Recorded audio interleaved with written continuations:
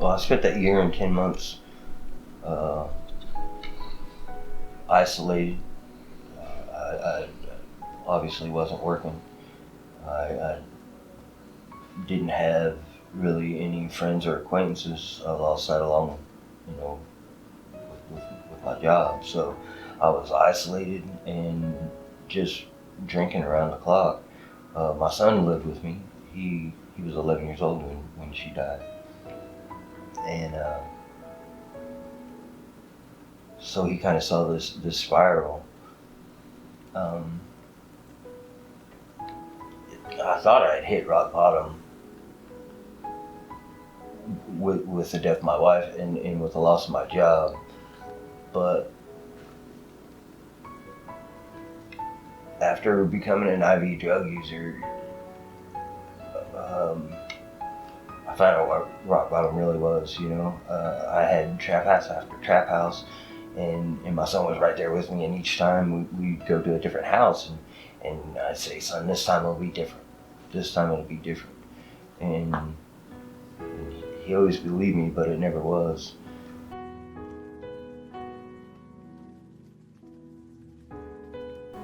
One of the biggest differences is the desire to change as opposed to recognizing the need for it. You know what I mean? For years I was like, oh, I need to stop living like I'm living. I need to change. But I had a hard time submitting to the rules that would facilitate those changes. So. Yeah, I got a lot of couching sessions. I think I held the record for that at one point. But at the same time, I realized I came here because I wanted to change. I came here because I wanted to be a different person.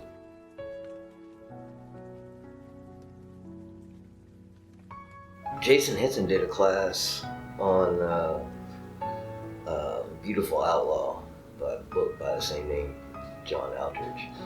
And that introduced me to Jesus Christ as a man, and that changed it all. That was a game changer for me. I realized that he came here and lived a life that we could never live, and died a death that we probably should. That really solidified my faith right there.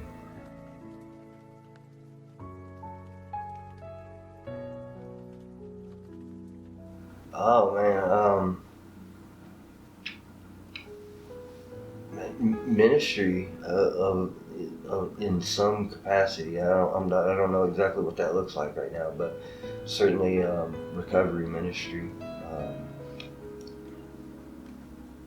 I plan to continue to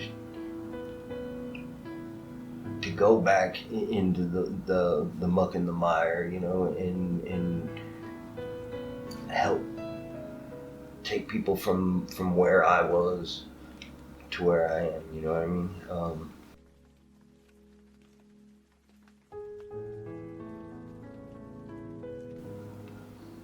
I'd say that you don't have to stay there. That there's certainly a way out. God has given you a way out, and that way out is Jesus Christ.